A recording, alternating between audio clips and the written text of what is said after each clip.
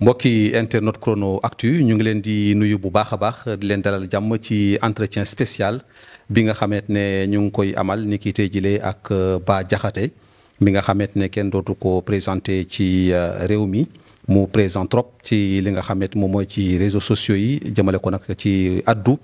ci tolluwaayu réew mi nekk itam activiste républicain sëñ Bah Diakhaté asalaamaaleykum. aleykum salaam wa rahmatullah mbokk mi ñu ngi lay nuyu bu baax di la ziar bu baax a baax di nuyu seeni téléspectateurs yu Chrono Actu di ma sant waa département de Pikine particulièrement le maire de la ville de Pikine Ablaye Timbo donc di gërëm aussi tous les coordonnateurs Benno Bokk Yaakaar département de Pikine di gërëm tous les maires département de Pikine de Benno Bokk Yaakaar donc di nuyu sama coordonnateur commune le PCA Pape Gorgui Ndong di nuyu aussi les activistes républicains yi nga xam ne ñoom laa ànd di liggéey ñëpp gis nañ seen taxawaay ak seen pastef si li nga xamante ni moom mooy la toile donc maa ngi leen di jaajëfal bu baax a baax di leen nuyu di leen sant di leen ziaraat bu baax a baax a baax. wax nga ko léegi activiste républicain nga kuréel ngeen baat boobu boo ñu ko doon tekkil activiste républicain mooy lan. waaw xam nga saa dañu tonn jamono Sénégal. ñu gisoon fi benn xeetu activisme ça bon li ñu dérangé nekkul activisme parce que c'est une chose très noble boo xamante ni aussi ça participe ci li nga xamante ni moom mooy jeu démocratie mais dañoo dem ba jamono boo xam ni activisme dafa taal réew mi yàq jikko yi bon voilà désacraliser suñuy institutions et consorts nous on s'est dit que il nous faut penser ou bien il nous faut repenser nu mu tudd sax l'activisme donc xalaatee ko neneen donc daal di nekk daal taxaw ci côté république bi nekk ay activiste républicain fas yéene nag donc di indi ay xibaar yu leer mais aussi teg ko ci li nga xamante ni moom mooy nu mu tudd sax comment dire li ñu woowee VAR donc VAR moom mooy comment dirais-je di vérifier information yi di anticiper ci information yi mais aussi di riposter donc c'est ça notre rôle donc c'est un rôle de veille d'anticipation et de riposte dañuy veiller ci toile bi di xool nit ki bu génnee wax loo xamante ni jaaduwul wala wax loo xamante ni dafa safaanoo ak dëgg wax loo xamante ni aussi mën na màbbab réew donc nous dañuy anticiper ci wax ji donc bu ñu anticiper donc avec des informations yi nga xamante ni fiable boo xamante ni buñ ko waxee fii ba yomal xiyaab doo ko jëndi donc mais aussi en même temps de riposter parce que nous sommes au-delà de tout des hommes politiques donc il nous faut benn moment ñuy riposter par rapport aux nombreuses attaques ourdi par l'opposition jëmale ko ci nga xam mooy son excellence le président Macky Sall bi nga xam ñu ngi koy sant bu baax a baax di ko gërëmaat bu baax a baax a baax. justement lu jëm ci wàllum information boobu ngay wax actualité bi fu mu toll nii ñëpp xam nañ ko dafa am benn taskatu xibaar di journaliste d'investigation mi nga xamante ne finalement mandat de dépôt nañu ko di Pape Alé Niang situation boobu lan moo ci sa gis-gis. non xam nga man je refuse que ñuy wax Pape Alé journaliste d'investigation là il n'a pas fait d'investigation xam nga investigation liggéey bu sérieux la ça du da ngay ñëw voilà am ay complices dans les rangs de la gendarmerie wala dans le bataillon des civils comme ni ko sama gars yi di waxee donc ñu ñëw jël filer ay informations classées secret nga koy génne ça c'est pas de l'investigation. Investigation c'est des enquêtes poussées c'est-à-dire que journaliste d'investigation buy génne xibaar day génne loo xamante ni même boo ko woowee tey donc tu verras que li mu wax dara du ko dindi mais Pape Alé tout ce qu'il a eu à dire c'est des mensonges c'est de faux rapports voilà donc de diffusion de fausses nouvelles yoo xam yow sax mën nga ko def c'est-à-dire yow sax mën nga ñëw bon voilà nga capturer ay photo auto gendarmerie wala armée donc voilà donc tu écris ton texte voilà c'est ça qu'on appelle investigation. Non, c'est pas ça l'investigation. Pape Alé du journaliste d'investigation. C'est un journaliste nag. C'est un journaliste que l'on a reconnu comme étant journaliste. jamono ji mu ci tonn aussi il était un éminent journaliste ça aussi njombor loo ko bañ nangul ko mën ndawam. mais dafa travestir métier bi nga xamante ni nangu na il a accepté que Ousmane Sonko may ko chaîne télé. et dama bëgg nit ñi. ban chaîne télé. Dakar Matin. dama bëgg nit ñi bàyyi xel bu baax a baax ci. lan moo génne Pape Alé Niang 2STV c'est à la suite d'une invitation boo xamante ni c'était avec Ousmane Sonko su vous souvenez très bien El Hadj Ndiaye même directeur de la 2STV ñëwoon na ci émission bi bon il agissait sans pour autant que mu informer sa hiérarchie xam ngeen ne yéen ñi nekk ci presse ni quand il y a un délit boo xamante ni ou bien un crime lié au journalisme ki jiite maison bi dañ koy woo donc ki nga xam ne aussi mooy rédaction bi dañ koy woo parce que amul lenn lu journaliste di wax bu nekkee ni télé bu sérieux la wala rajo bu sérieux la amul lenn lu journaliste di wax lu dul jaar na ci li nga xam moom mooy rédaction ba pare day jaar ci rédaction bi ñu xool ko moo tax ngay am chef koo xamante ni mooy yor mbirum rédaction di ko càmbar yu demee noonu donc journaliste bi du lu ko neex lay wax journaliste bi dafa information dafa am fu muy jaar nga laaj sa kilifa ndax mënees na ko génne ou pas mu ne la mën nañ ko génne lu tax nga koy laaj c'est parce que tout simplement ñoom ñoo toog ñoom kilifa yi dans un accord tripartite donc bi nga xamante ni ñoom seen syndicalistes yi ñoom les techniciens de l'information ak état bu Sénégal ñu toog ñu tënk li ñuy woowee code de la presse donc code de la presse journalistes yi peut-être bañ koy wax newu fa seeni kilifa ñoo fa nekk donc code de la presse li ñu fa bind daf fekk ne les directeurs nu mu tudd sax de publication les directeurs des différentes chaînes télé yu demee noonu ñoo toog ak nguuru Sénégal ñu tënk code de la presse code de la presse c'est-à-dire que mësul may journaliste ak loo mën a doon ak koo mën a doon ci xeetu journaliste y a pas que des journalistes d'investigation y a des journalistes yoo xamante ni dañuy def chronique y a des journalistes yoo xamante ni seen xam-xam dañ ko spécialisé ci wàllu droit y a des journalistes yoo xam ne seen xam-xam dañ ko spécialisé ci wàllu politique boo demee bitim réew sax am na ñuy woowee ay égyptologue donc yoo xamante ni seen xam-xam aussi dafa jëm ci wàllu lépp loo xamante ni mbirum archéologie la bu fekkee ni xibaar am na ñu war cee wax ci réew ñooñu lañuy woo ñëw toog mais vous voyez que tey à travers liggéey bi nga xamante ni état du Sénégal defoon na ko bañ jëm ci carte de la presse si vous voyez ceux qui refusent cela ce sont ceux-là même yi nga xam ñoom ñoo tabb le code de la presse donc correct dañ ko teg pour mu def li ñuy woowee autorégulation balaa nguur di ñëw c'est-à-dire journaliste dafa am loo xamante ni autorégulation la. mais kon da nga jàpp ne faillite dafa am déjà ci milieu de la presse bi ak doxalin yenn yi wala. mais y a beaucoup de faillite c'est-à-dire l'autorégulation moo leen doon permettre tey que certains journalistes soient rappelés à l'ordre certaines maisons de presse soient rappelées à l'ordre certains directeurs de publication aussi soient rappelés à l'ordre mooy lan c'est-à-dire que nu mu tudd sax état balaa muy ñëw état buy intervenir day intervenir ci ay délits ak ay crimes. dina rappeler nag souvent bu fekkee nit ñi ngi exagéré mais li ma bëgg a wax foofu mooy carte de la presse bi c'est-à-dire que boo gisee ñu bëri duñ ci sawar ci yenn patron de presse yi parce que il préfère jël un Bara Ndiaye amaan doo ko fay amaana quand tu auras à le payer tu le payes moins cher tu prends un comment dirais-je un Pape Matar Diallo donc tu prends aussi un Dame Mbodj tu peux prendre donc ay Sandiogou et consorts qui sont mujj nekk ay def ay chroniques sur des questions juridiques sur des questions liées au pétrole sur des questions liées au gaz sur des questions liées à la sécurité quelqu'un koo xamante ni jànguloo c'est-à-dire jànguloo école tu n'as pas le niveau académique requis pour war a mën taxaw di wax ci lu toll ni wàllu droit wàllu économie wàllu pétrole wàllu gaz wàllu consort te lépp li ñuy wax dafay am trait ci lu ñu koy wooyee la sécurité publique mais aussi la défense et l'intérêt national maintenant lu tax patron de presse yu bëri duñ ko def parce que tout simplement bu fekkee institué nañ carte de la presse ñi ma la limal nii duñu am carte xam nga ndax comprendre ba parce que dans le code de la presse dans la loi du Sénégal dans les différentes lois qui régulent li nga xamante ni moom mooy l'espace médiatique dañ la wax kan mooy journaliste ak kan moo dul journaliste ñaata at ngay def ci maison de presse pour ñu war a mën au moins mën a am carte journaliste donc loolu dafa am maintenant pour bañ a fay léeg-léeg ñenn ñi fay bu kii donc voilà les gens se refusent cela ce qui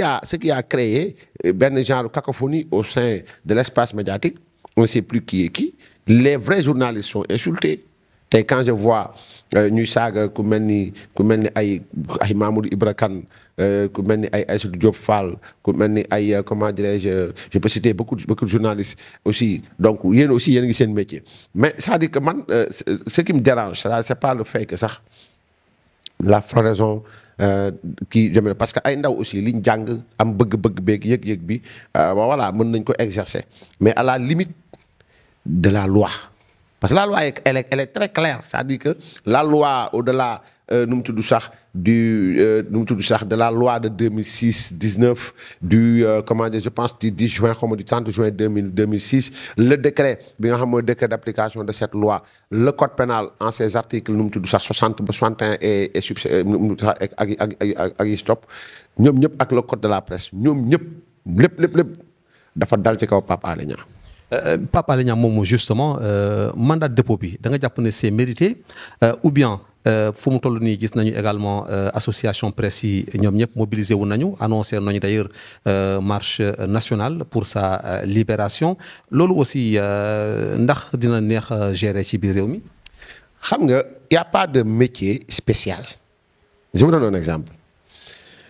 la fois dernière à Mbour xawma ba ay infirmiers sàggane dañ leen jàpp tëj leen à Tivaouane lorsqu'il y a eu ay médecins ay infirmiers yoo xam dañoo sàggan dañ leen jàpp tëj leen vous allez me dire que ni un médecin bu toog publier le rapport médical d'un client dara war a ko ci fekk c'est-à-dire que voilà xam nga tey waxuma sax médecin bi ma traité ba xool ma mais son ami médecin le seul fait que l'ami de mon médecin téye sama rapport médical délit la tu comprends waxuma laa nag mu jox ko un journaliste délit la waxuma la mu diffuser ko moo tax dans le code pénal on te dit que tout citoyen sénégalais ou tout étranger boo xamante ni téye nga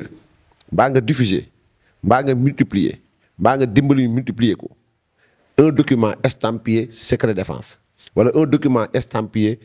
top secret wala confidentiel tu encours des peines de 5 à 10 ans bu fekkee ni defoo ko pour espionnage ak haute trahison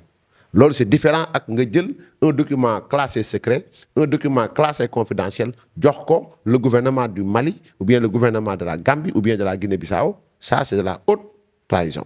c'est de l'espionnage encore un étranger qui vient ici au Sénégal qui s'empare de documents top secret ou de documents confidentiels il est un espion je vais donner un exemple bi nga xamante ni Assange par rapport ak ay Wikileaks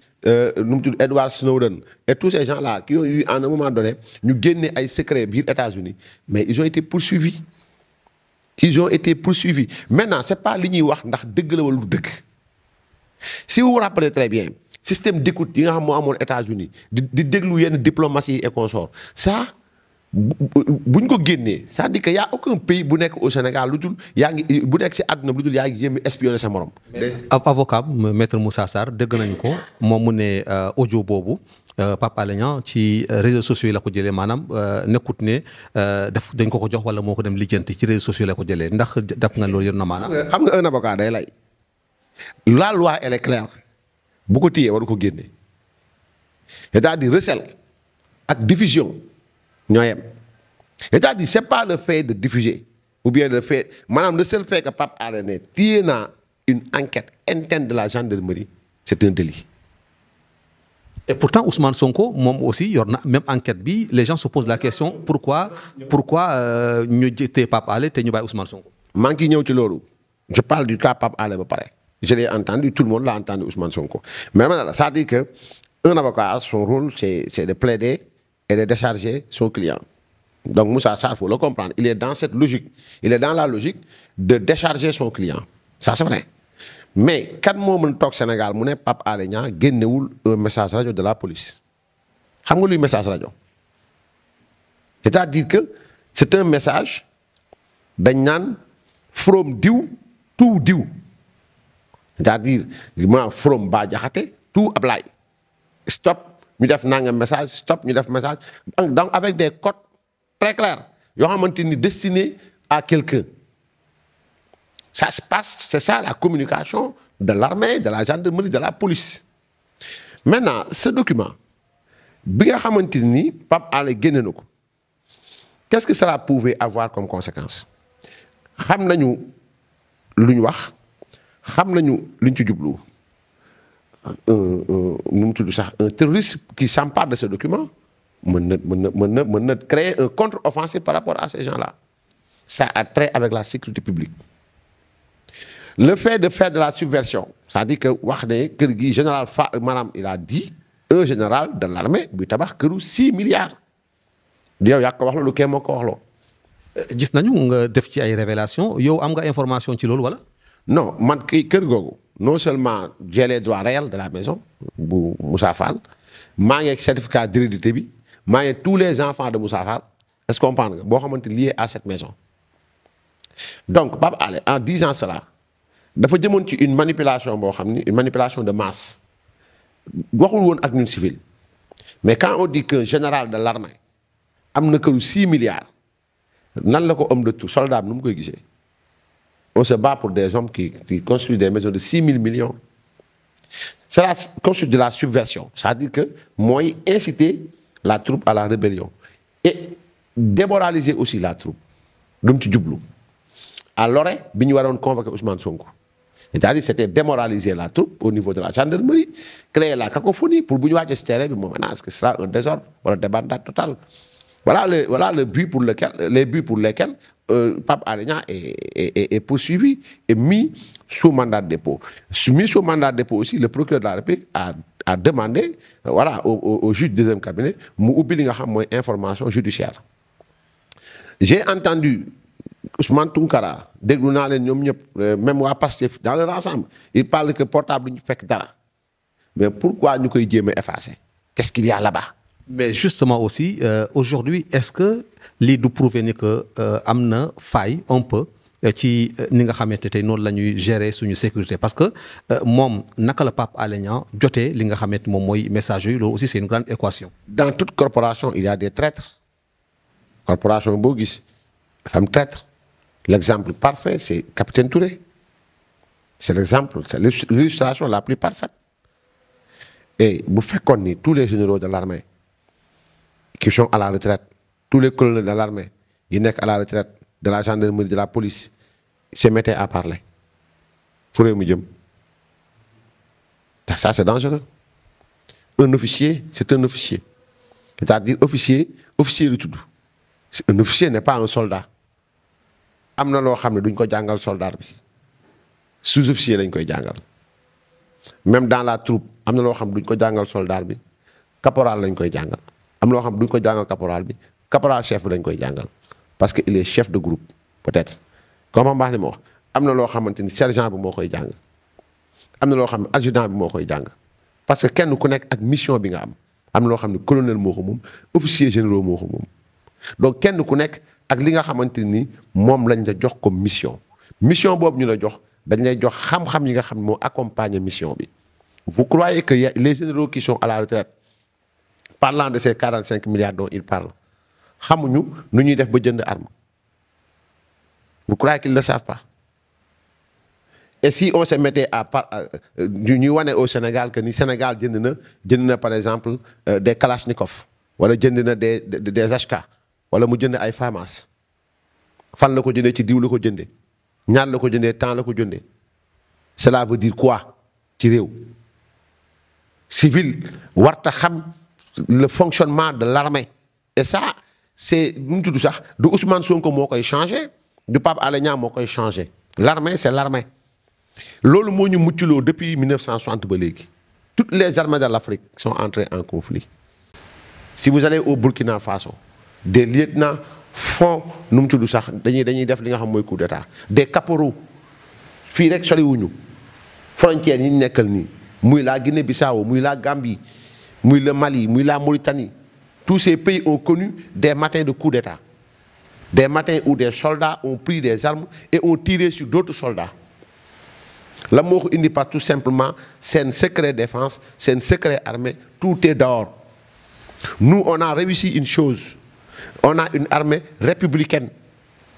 une armée qui comprend sa mission, qui déroule sa mission et dans le silence le plus parfait. Donc loolu bu amee ba un homme politique ñëw bëgg salfaañe loolu yëpp bëgg jël la vie de l'armée, la vie de la gendarmerie, celle de la police, de la douane, des eaux et forêts lépp mu teg ko ci biti. Le piège bi mu bëgg dugal gouvernement bi par rapport à ces 45 milliards c'est qu'on se mette à parler de commande d'armes sur l'espace public. Ça c'est manquer de respect à l'armée nationale. C'est manquer de respect à cette structuration bi nga xamante ni qui nous a permis de 1960 jusqu'à présent ñuy dund étant une nation boo xamante ni on a connu des alternances et toutes les alternances sont des alternances démocratiques. Président bu mës a toog carte moo la fal président bu mës a jógee carte moo la fol yi donc il n'a, s'il veut être président de la République, il n'a qu'à d'abord se détacher de li ñu ko toppee, ensuite aller écrire le suffrage des Sénégalais et d'une manière très démocratique. Vous faites allusion à Ousmane Sonko justement ñu aborder benn sujet bi nga xamante moom également il fait l'actualité tey sax def na benn sortie d'abord de façon ramassée noo jàngatee sortie bu mu def tey. Baratinage Ousmane Sonko il est dans le baratin comme d'habitude. Qu'est-ce qu'il a dit qu'il n'a pas dit? À part qu'il a menti lui ou Pape Alé, il a dit que voilà 2012 la xam Pape Alé en 2005 ñoom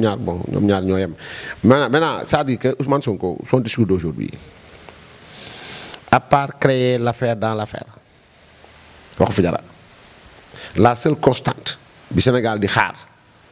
moom mooy nu mu tudd sax mu dem defi test ADN am. mais moom nee na du def test ADN. non kon dafa sikk c'est le refuse de le faire. xam nga au fait je l'ai entendu parler du certificat médical Ousmane Sonko n'a jamais lu l'entièreté du certificat médical du yem ci des prélèvements du yegg ci des prélèvements ont été faits en vue de test ADN. Les tests ADN ne prouvent pas de viol donc warul ragal les tests ADN seen destination nekkul ñu prouver dans les tribunaux du Sénégal c'est-à-dire que ni atte yi ñu fi atte test ADN permettre na tribunal mu reconnaître paternité yu bëri permettre na tribunal mu disculper ay nit ci viol permettre ay tribunaux ñu inculper maanaam ñu tëj ñu condamner des gens ci viol. Test ADN c'est-à-dire que maintenant bu taxawee ne du ma jox sama deret des comploteurs Ousmane Sonko a donné maintes fois don de sang fu mu jëm du hôpital. L'hôpital est géré par qui? Par qui? Déjà c'est un agent de l'État moo la jëlal sa sang banque de sang bi c'est géré par l'État sa deret yow dañuy xam ne yow yaa ko moom parce que deret boo mën a joxe balaa ñu koy jox kenn daañ ko tester ndax am na sida ou pas pour au cas où mu am ko ñu mën la woone la sawaay sa deret bi dañ koy ber dañ koy nangam pay war dem faju ji donc État du Sénégal xam ne ne deret bii Ousmane Sonko moo ko moom donc bu ñu la bëggee complot jarul deret. Et cette affaire-là. oui maintenant boo jaaree fenn sa loxo laal na dara tufli nga maanaam donc pour ñu am ADN maanaam pour ñu am particule bu def test ADN dafa yomb c'est pas le sang seulement donc man dama jàpp ne ki taxawoon di wax ak ñun mois de mars 2021 du moom moo nekk nii xanaa. mais la question bala ngay romb foofu lii nit ñi comprendre mooy ne que réellement test ADN boobu nga xamante ne bëgg nañ ko def ne am na ay prélèvement yu ñu génnee am na ñuy ne sperme la de l'autre côté am ñuy wax ni que du sperme yow am na loo ci xam wala. man daal li ma leer ba leer mooy docteur Alfousseyni Gaye bi xool Adji Sarr li jar a laaj mooy ndax après les faits man j'ai dit en live man leen Adji Sarr a été consulté par le docteur Alfousseyni Gaye Adji Sarr defloo Alfousseyni Gaye nu mu tudd sax certificat médical gendarmerie defloo sax laa bëgg wax nu mu tudd sax Alfousseyni Gaye certificat médical il a fait des prélèvements bu amul woon dara danaan prélèvement yi permettre lu test ADN am gis nga un rapport médical un rapport de l'armée un rapport est clair c'est-à-dire s'il y avait rien li mu waxee l'examen de ce jour ne permet pas de xawma lan de lésions vulvaires déchirure ancienne de l'hymen 3h 7h 11h donc noonu la ko certificat médical bi indi mu def nota bene des prélèvements ont été faits en vue de test ADN s'il y avait rien day wax l'examen de ce jour ne permet pas de prélèvement pour d'éventuels tests ADN dañ bàyyi dof lu bi loolu la doon wax c'est-à-dire que un rapport du am sous-entendu parce que c'est un rapport réquisition bi dañ ko wax ni réquisition bi moo ëpp njëriñ sax rapport parce que réquisition bi mission la bu ñu jox Alfousseyni Gaye dañ ko ne monsieur directeur bu hôpital nu mu tudd sax général de Grand Yoff nga defal ñu examen ci Adji Raby Sarr fille de Faby Rama et de Gnilane Diouf qui serait victime de viol durant la période 2020 et récemment jusqu'au dernier bi mujj nii mooy le 2 février 2021 est-ce que comprendre nga ñu ne ko nag bu mu tardé c'est-à-dire que bu mu tardé parce que enquête bi dafa urgente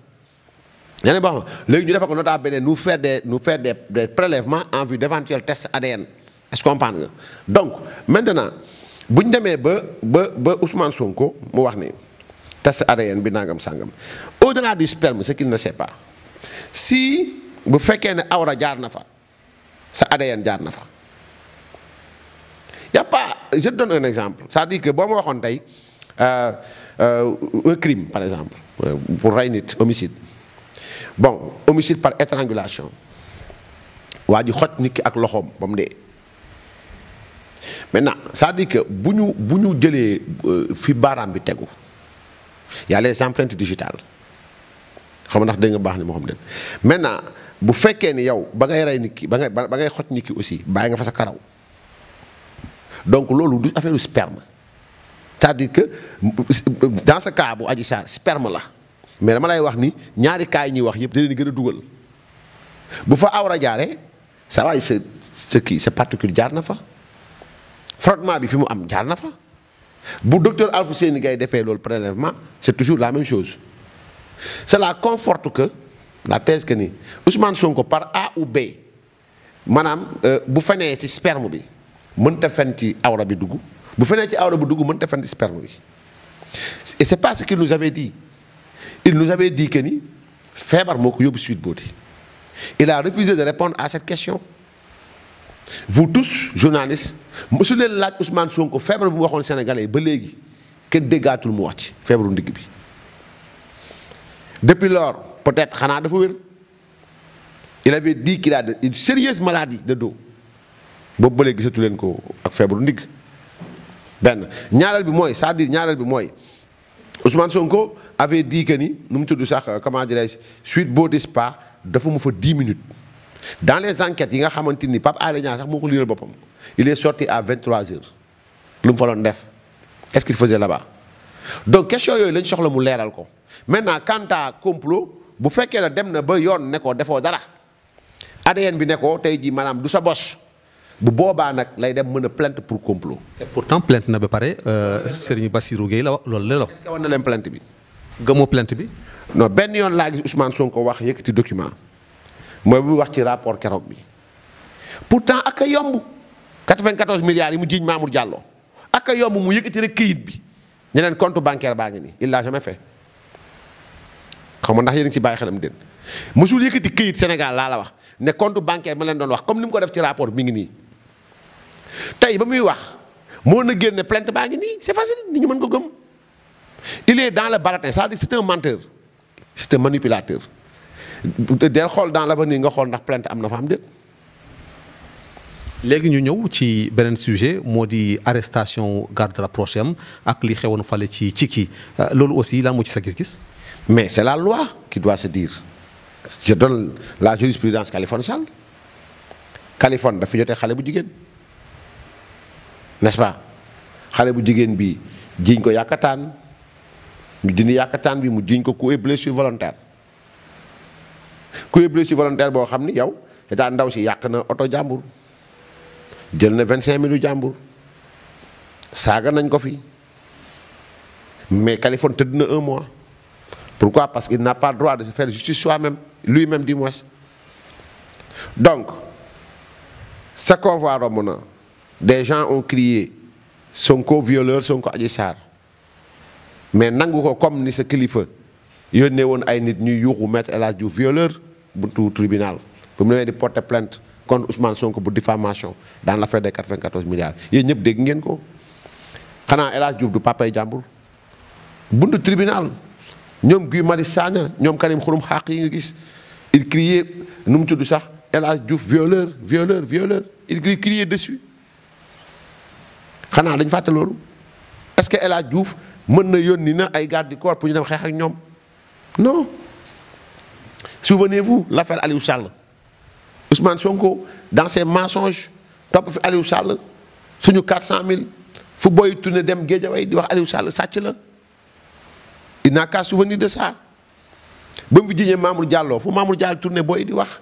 et tout cela li ma la wax ni yëpp c'est des mensonges erronés mais tey yaa aye yow yaa ay maanaam mbaboor bi yow la parce que ñee yi ngi leen jiiñ yëpp yow maanaam li ñu la jiiñ moo gën a garaaw mais acceptel c'est la règle de la démocratie. mais niñ ko defee. niñ ko defee amul nuñ ko war a mën a defee ba nit am sañ-sañu jël di dóor moromu nitam. c'est-à-dire que le fait que ñu woo ko mu nekk audition ci biir bureau mu génn gisul ay kàddu koram fekk ñu jàpp leen. mandat d'amener mandat d'arrêt buñ la fekkoon en culotte dañ lay jël yóbbu moom loolu moom dafa leer Pape Alé Niang fu ñu ko fekk muy réparé pënam nee na mu ne une convocation aurait suffi non on ne te convoque pas tu n'es pas dans l'ordre de la convocation ou bien dañu war a amener le procureur de la République dafa am ay prérogatives yoo xam ni il faut que juristes yi aussi dimbale ci Sénégalais yi. lan mooy convocation lan mooy mandat d'arrêt lan mooy mandat d'amener nangam sangam donc voilà dañ ci war a boole sax mandat de frapper parce que réew mi fa lañ toll mandat de frapper il nous faut un dictat intelligent pour remettre l'ordre dans ce pays c'est-à-dire que ku fi nekk nga saaga kilifa diine on doit te remettre à l'ordre nga saaga une institution on doit te remettre à l'ordre maintenant da nga wax sànq lu am solo balaa ñu ko fàtte pourquoi Ousmane Sonko pourquoi Pape Alé Niang et pas Ousmane Sonko très bien xam nga dama lay tàmbali depuis l'affaire Sweet Beauté Spa bi nga xam ne Ousmane Sonko dañ ko jiiñ le 2 lañ ko porter plainte le 3 mbir mi siiw le 8 xaw ma le 7 da def conférence de presse une réunion boo xamante ni ça je le dis aux Sénégalais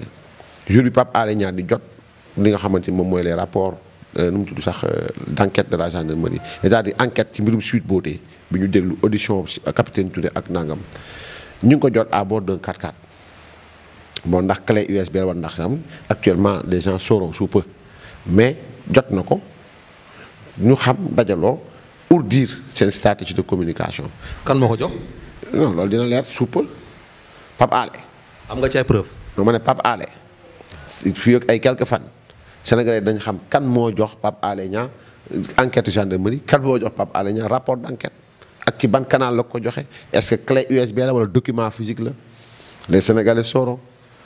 loolu dama lay wax. maintenant ça dit que ils sont réunis pour dire seen plan de communication bu fekkee yéen ñi demoon yéen a ngi fàttaliku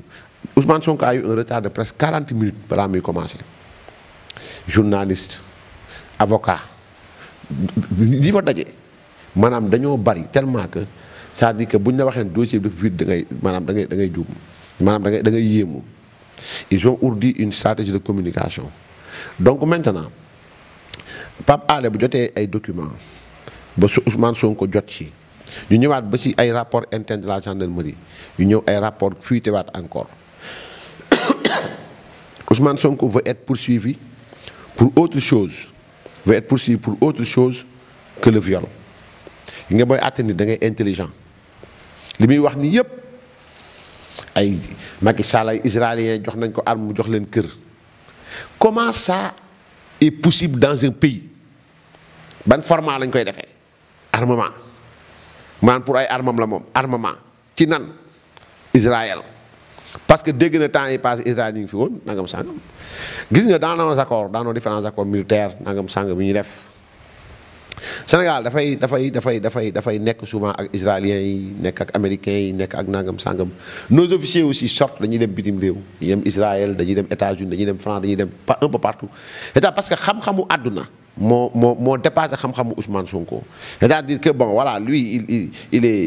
c'est quelqu'un de fermé d'ailleurs même sa famille chez eux ils sortent pas est-ce qu'on comprend bon amuñu benn relation ak nit yi ci benn bi donc ku mel noonu mënul xam nu mu tudd sax li nga xamante ni Ousmane Sonko boo xoolee ñaata la voyagé billahi wallahi matul 5 fois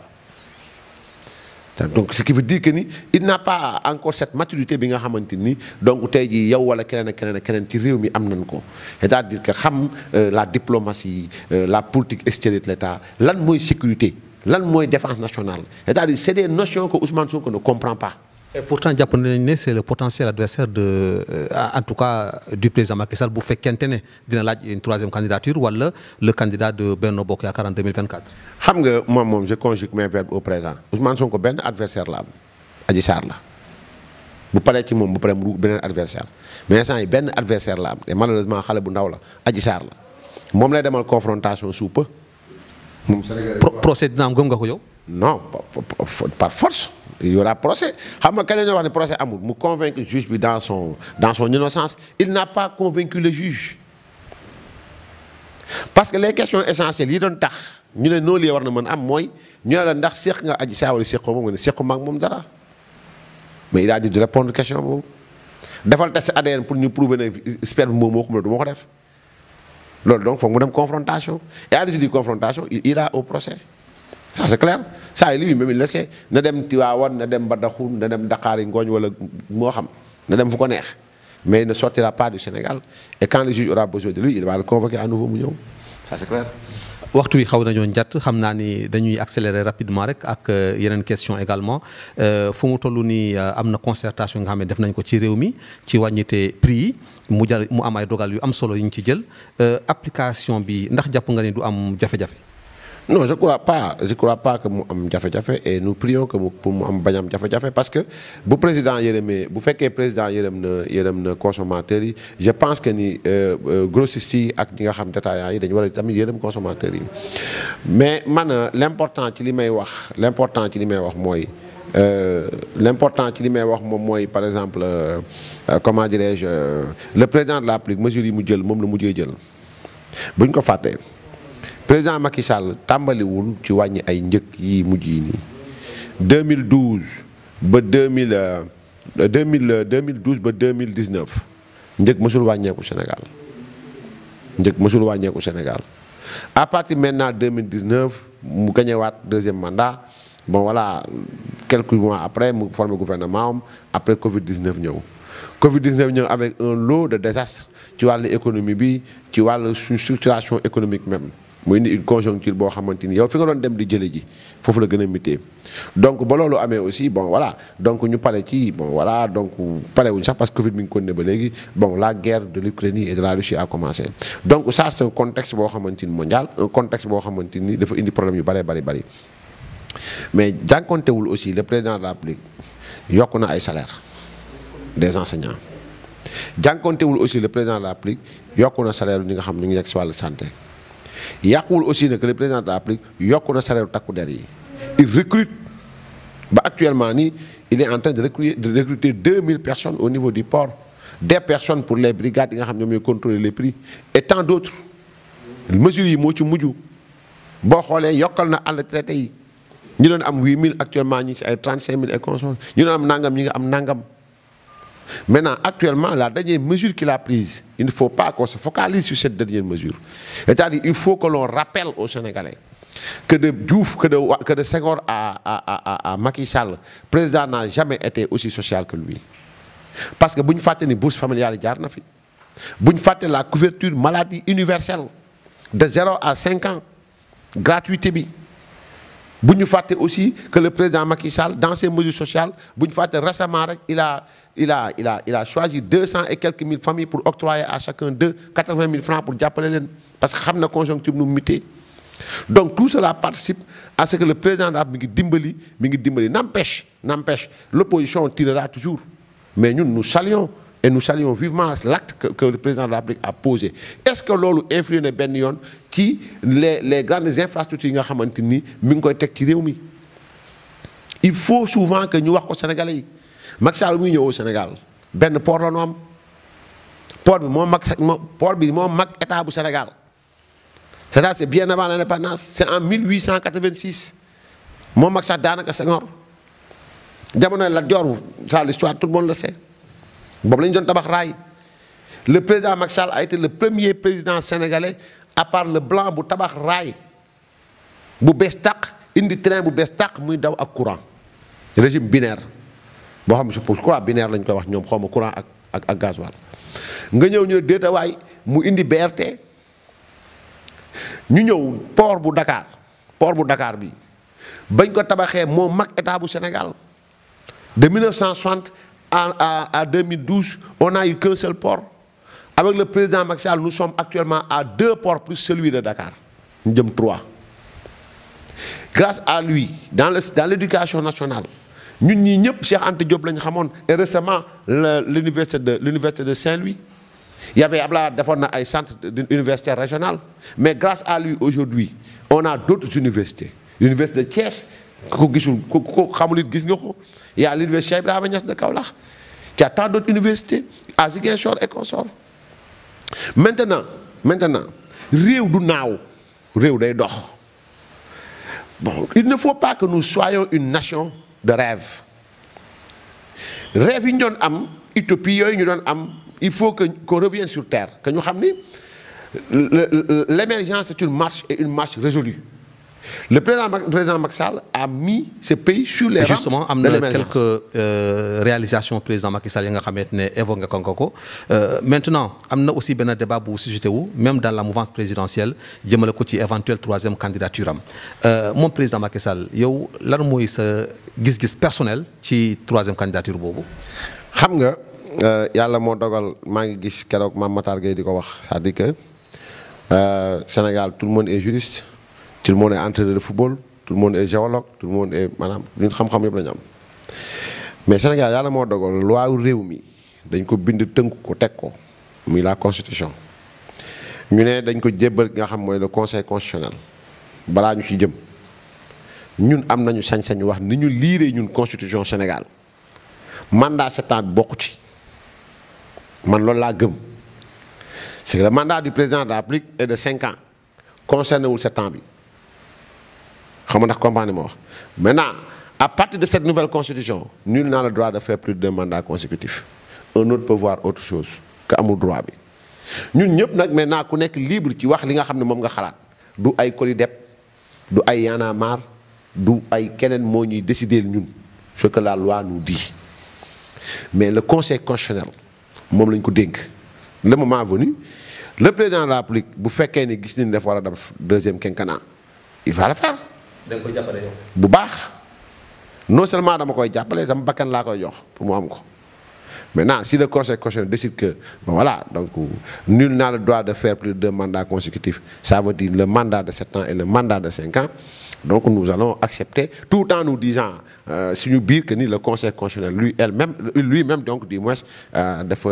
dafa changer waxam. dans ce cas moom kàddoom lan lay jar bu ko wax moom président Macky Sall. non waxuma kàddu de maa ngi ñëw de. xam nga barki dem président Macky Sall toog na mu ne wàññi naa ceeb taxul benn boutique wàññi xamul tax parce que bindu ko woon kon def ko décret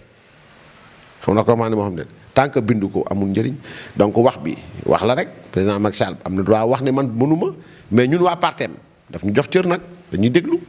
lui il peut ne pas vouloir mais ñun nous considérons que le fait que voilà donc parce que Macky Sall à part lui espace politique bu Sénégal. Pas pour les insulter mais gisuma lu fi mën jiite Sénégal très sincèrement de non par non Khalifa Sall je crois pas que le Sénégal soit dans la logique de d'élire un voleur gracieux bi xaar amnistie boo jëlee kaaw nu mu tudd Bougane Gueye Dany je crois pas que le Sénégal descendra si bas kaaw Ousmane Sonko lui ne sera même pas candidat. Pourquoi? maa la ko wax fii. Sonko ne sera pas candidat. Non, il ne le sera pas. foo ko teg. C'est un délinquant qui doit aller en prison. Il ira en prison, il le sait. Ousmane Sonko le sait très bien. Ousmane Sonko sait qu'il ira en prison et pour le cas de Adji Raby Sarr et pour le cas de la force spéciale et. Donc lui, il le sait. Et maintenant, il peut faire des baratins autant de fois, mais le droit va se dire, et c'est un juge qui va le dire. Est-ce que réew mi du yënguwaat bu boobaa. yëngal la réew mi mais réew mi am nañu ko aar il y a des gendarmes qui sont là pour ça il y a des policiers il y a des militaires qui sont là pour ça pour que le Sénégal soit en état de droit un violeur mënul jiite Sénégal donc tant qu'il ne fait pas son test ADN ñu ma mën a xam sperme bi nekk Sweet Beauté kan moo ko moom il est inapte pour jiite réewu Sénégal ak kan. donc président Macky Sall xanaa du gis lii ñii mu ñuy yéene ñii bàyyi ñu ak ñoom Sénégal gi ñu nekk nii te ñu jëm ci exploitation pétrole ak gaz Sénégal fas yéene jël rampe bi nga ñëw président boo xam yow sa ñaari wax mooy su ma ñëwee voilà donc armée bi police bi nangam damay tëj damay def nangam kooku la ñu yéene ñun Sénégal quelqu'un koo xamante ni tu n'as rien dans la tête waxoo ne su ma ñëwee bon voilà du point de vue de l'économie du Sénégal ñi laa koy relancer du point de vue de l'éducation ñi laa koy defee mais su ma ñëwee voilà donc damay tëj damay def nangam mënu fa tëj kenn parce que moom la ñuy njëkk a tëj voilà donc man dama jàpp ne la pourriture c'est pour mbëbës donc voilà l'élite c'est pour gouverner et Ousmane Sonko ne fait pas partie de l'élite yéen xam fu mu bokk nag. mu ngoog en tout cas amoon nañu vraiment mbégte ànd ak yow ci entretien spécial bi ñu amoon également yéene aborder ak yow yeneen question mais waxtu wi nag moo ñu njatt xanaa ñu delloo la kaddu gi rek nga daal di tàggatoo le mot de la fin. waaw tàggatoo message bu may lancé Barthélémy Dias la je l'ai vu hier déchirer l'arrêté du ministre de l'Intérieur Félix Abdoulaye Antoine Diome. Je veux rappeler à Barthélémy que son père a bénéficié d'un décret ñoom ñaar la waroon boole xotti. ñaareel bi mooy c'est-à-dire que lui bon voilà il devait être le dernier buy wax ci Sénégal et dinaa ko rappeler une chose qui se souvienne très bien lorsqu'il a été sorti du Sénégal sur un cas de voilà ay cas comme ni cas Ousmane Sonko demee nii moo tax ñoom ñoo mën a ànd ñi ànd ñoo mën a ànd Barthélémy je lui pose cette question il a été sorti du Sénégal pour les mêmes cas que Ousmane Sonko étant jeune loolu ko yóbbu États-Unis donc il faut pas que muy jaay rewoon de Sénégalais yi parce que Sénégal gi nag moom yàlla dafa bind histoire pour ñu koy fàttaliku et di ko fàttali ñi nga xamante ni dañoo reew donc maintenant koo xamante ni bu ñu nee wuti sa maam bon fu mu jëm donc voilà donc il a droit à la discipline bien que nag am na loo xam duñ fa yegg parce que. fit wi foo ko jëlee discours bi c'est un discours très osé Bah Diakhaté. Osé qu'est-ce qui est beaucoup plus osé que de s'asseoir dans un bureau déchirer un arrêté du ministre de l'Intérieur sa kilifa ministre de l'Intérieur mooy seen patron la ñoom nga toog tu déchires donc voilà de l'indiscipline notoire et caractérisée maintenant man li ma xam Sénégal mooy dóor fayu dóor fayu c'est-à-dire que maintenant il faut pas qu'on laisse ces gens-là ñu taal réew mi wala ñu jël réew mi gis nga wax naa ko fi maintes fois on va dans un contexte boo xamante ni on va faire des traîtres ay héros on va faire des héros ay traîtres fa lañ jëm ci Sénégal donc Sénégal y a beaucoup de traîtres yoo xam ni capitaine Touré quand je vois les gens cotiser 40 millions pour moom quelqu'un qui a trahi sa corporation et demain si on n'y prend pas garde il sera un héros traité par des gens yoo xamante ni mooy loolu. Et on va prendre les généraux Moussa Fall, les généraux Jean-Baptiste Tine, les commissaires Yag, ces vaillants généraux du Sénégal. Ceux-là qui sont battus pour que le Sénégal garde son intégrité territoriale. On en fera des traîtres. Les gens qui osent maintenant sortir des rapports de leur corporation, on en fera des héros. Sénégal, il faut le dire. Mais sant ñëpp di gërëm ñëpp di ñaanal yàlla Sénégal yàlla fi yàlla def jàmm ak salaam yéen tamit seen projet yàlla na ko yàlla pousse ba fépp fi ñuy seen télé Sénégal yi yàlla ngeen ko weesu yéen donc di leen ñaanal mucc xéewal di ko ñaanal kilifa diine yëpp yi nekk Sénégal sëñ Mountakha sëñ Babacar Sy Mansour sëñ Mahi Niass Monseigneur Benjamin waa Thiénaba waa Medina Baye waa donc waa Yoff Layeen ñoom ñëpp may ñaanal kilifa yi fa nekk yëpp yàlla na yàlla may leen fan bu gudd may leen wér ak wér la yaa ngeen jëf. ñu ngi koy jaajëfal bu baax a baax mbokk yi mu ne woon Bah Diakhaté responsable politique APR fii ci Pikine naka noonu également di activiste républicain moom la ñu àndaloon ni ki tey jile kon ci seen bile entretien spécial di ko jaajëfal bu baax a baax leen jox dig daje incha allah ci seen site préféré bi di Chrono Actu ak également suñu chaîne de télévision bi di Chrono Actu TV beneen ndaje ak beneen invité jàmm ak jàmm.